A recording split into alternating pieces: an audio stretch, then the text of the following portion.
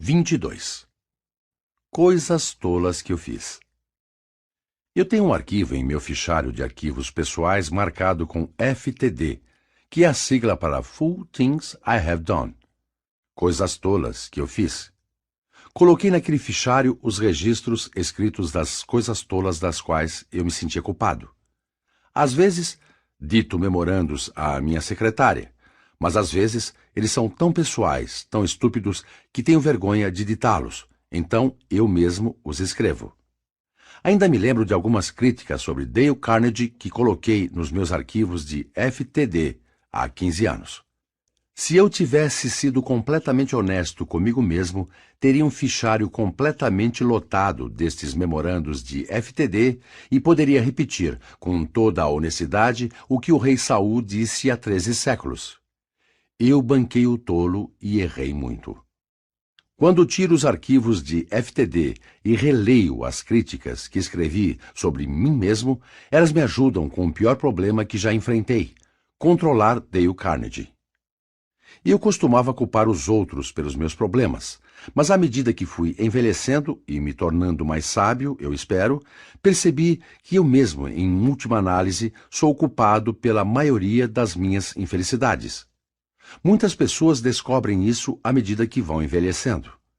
Napoleão disse a Santa Helena: "Não posso culpar a mais ninguém a não ser eu mesmo pela minha queda. Eu tenho sido o meu maior inimigo, a causa do meu próprio destino desastroso." Deixe-eu lhe contar sobre um homem que conheci que era um artista quando se falava em autoavaliação e autogerenciamento. O seu nome foi H.P. Howell.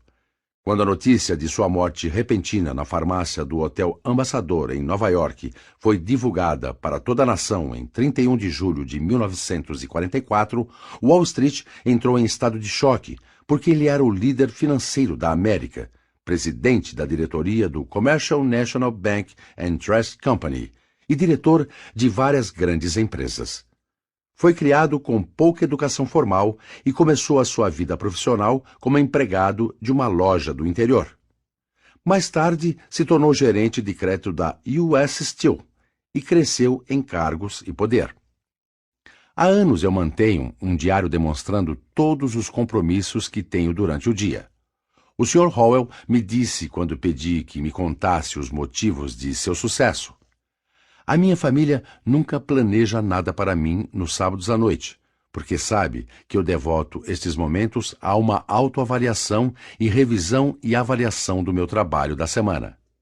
Após o jantar, eu fico sozinho, abro meu diário e penso sobre todas as minhas entrevistas, discussões e reuniões realizadas desde segunda-feira de manhã. Pergunto a mim mesmo que erros eu cometi desta vez, o que eu fiz certo e de que forma poderia melhorar o meu desempenho.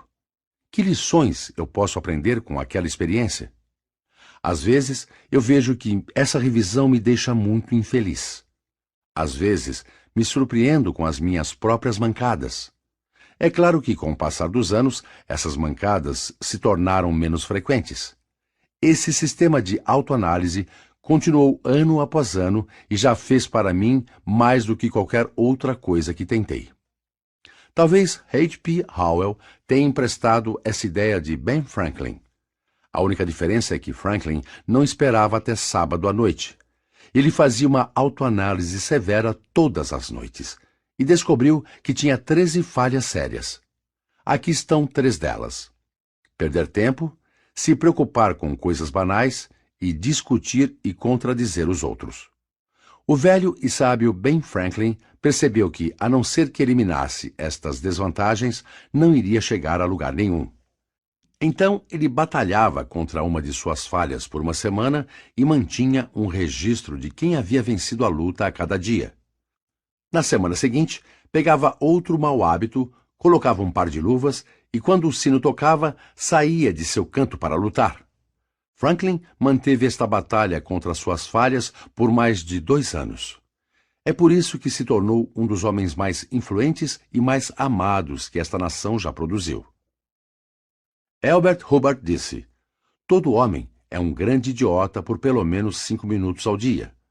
A sabedoria consiste em não exceder este limite." O pequeno homem fica irado com uma pequena crítica, mas o homem sábio está disposto a aprender com aqueles que o censuram e reprovam e disputam o caminho com ele. Walt Whitman expressou desta forma: você só aprendeu lições daqueles que te admiram, tiveram afeto por você e estiveram ao seu lado? Você não aprendeu grandes lições daqueles que te rejeitaram e que foram contra você ou disputaram o caminho com você? Ao invés de esperar que os nossos inimigos nos critiquem ou critiquem o nosso trabalho, vamos fazer isso antes deles. Vamos ser o nosso pior crítico. Vamos encontrar o remédio para todas as nossas fraquezas antes que os nossos inimigos tenham a chance de falar algo. Foi exatamente isso que Charles Darwin fez. De fato, ele passou 15 anos criticando... Bom, a história foi assim. Quando Darwin concluiu o manuscrito de seu livro imortal, A Origem das Espécies, percebeu que a publicação do seu conceito revolucionário da criação iria mexer com os mundos intelectuais e religiosos. Então ele tornou-se o seu próprio crítico e passou outros 15 anos checando os seus dados, desafiando a sua razão e criticando as suas conclusões. Suponhamos que alguém te chamasse de grande idiota. O que você faria?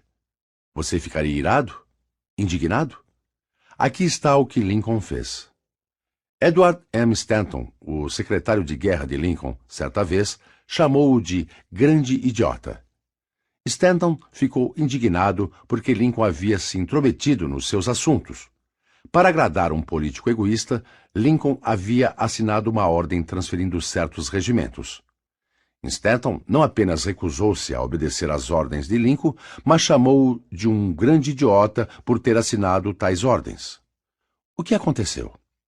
Quando Lincoln ficou sabendo o que Stanton havia dito, respondeu calmamente: se Stanton disse que eu sou um grande idiota, então eu devo ser, porque quase sempre ele está certo. Vou analisar e verificar isso eu mesmo. Lincoln foi ver Stanton, que o convenceu de que a ordem estava errada, e Lincoln a retirou. Lincoln aceitava a crítica quando ela era sincera, baseada em conhecimento e oferecida como uma crítica construtiva. Você e eu deveríamos aceitar este tipo de crítica também, porque não podemos estar certos mais do que 3/4 das vezes. Pelo menos, isso era tudo o que Theodore Roosevelt disse que poderia esperar quando estava na Casa Branca. Einstein, o maior pensador de nossos dias, confessou que as suas conclusões estavam erradas 99% do tempo. As opiniões de nossos inimigos, disse La Rochefoucauld, chegam mais próximas da verdade sobre nós do que as nossas próprias opiniões. Eu sei que essa afirmação pode ser verdadeira muitas vezes, mas quando alguém começa a me criticar, se eu não cuidar, fico imediata e automaticamente na defensiva, antes até de ter a mínima ideia do que o meu crítico irá dizer. Fico decepcionado comigo mesmo toda vez que faço isso. Todos nós temos a tendência de ressentir a crítica e aceitar o elogio, independentemente da crítica ou do elogio ser justificado. Não somos criaturas lógicas. Nós somos criaturas emotivas. A nossa lógica é como uma canoa jogada de um lado para o outro numa tempestade no mar profundo e escuro da emoção. Se ouvirmos que alguém falou mal de nós, não vamos tentar nos defender. Todos os tolos fazem isso. Vamos ser originais e humildes e inteligentes. Vamos confundir o nosso crítico e ganhar o aplauso para nós mesmos, dizendo: se o meu crítico soubesse de todas as minhas outras falhas, teria me criticado muito mais severamente do que fez. Nos capítulos anteriores, falei sobre o que você deve fazer se for criticado injustamente. Mas aqui está outra ideia. Quando a sua ira estiver aumentando porque você foi condenado injustamente, por que você não para e diz: só um minuto, estou longe de ser perfeito? Se Einstein admite estar errado 99% do tempo, talvez eu esteja errado em pelo menos 80% do tempo. Talvez eu mereça esta crítica, então deveria estar agradecido por isso e tentar tirar algum proveito. Charles Luckman, o ex-presidente da Pepsodent Company gastou $1 milhão por ano colocando Bob Hope no ar. Ele não olhava as cartas que elogiavam o programa, mas insistia em olhar as cartas de reclamação porque sabia que poderia aprender algo com elas. A Ford Company estava tão disposta a descobrir o que estava errado com a sua gestão de operações que fazia uma pesquisa entre os funcionários e os convidava a criticar a empresa. Eu conheço um ex-vendedor de sabonete que sempre pedia críticas. Quando começou a vender sabonetes para a Colgate, os pedidos eram poucos e ele estava preocupado de perder o emprego. Já que sabia que não havia nada de errado com o sabonete ou preço, achava que o problema devia ser ele mesmo. Quando não conseguia fazer uma venda, sempre dava uma volta no quarteirão tentando descobrir o que estava errado.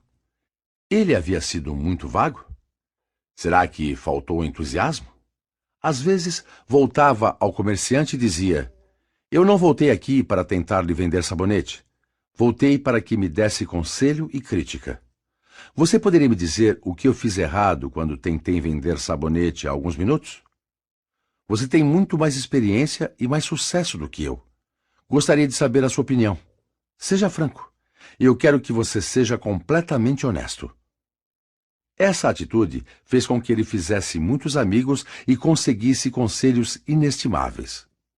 O que você acha que aconteceu com ele? Foi promovido a presidente da Colgate-Palmolive Pit Soap Company, um dos maiores fabricantes mundiais de sabonete. O seu nome é E. H. Little. Um grande homem é aquele que faz o que H. P. Howell, Ben Franklin e E. H. Little fizeram. E agora, enquanto ninguém está olhando, por que você não olha no espelho e pergunte a si mesmo se você pertence a essa empresa? Para que você não se preocupe sobre a crítica, aqui está a regra número 3. Vamos manter um registro das coisas tolas que nós fazemos e fazer uma autocrítica. Já que não podemos ser perfeitos, vamos fazer o que E. H. Little fez.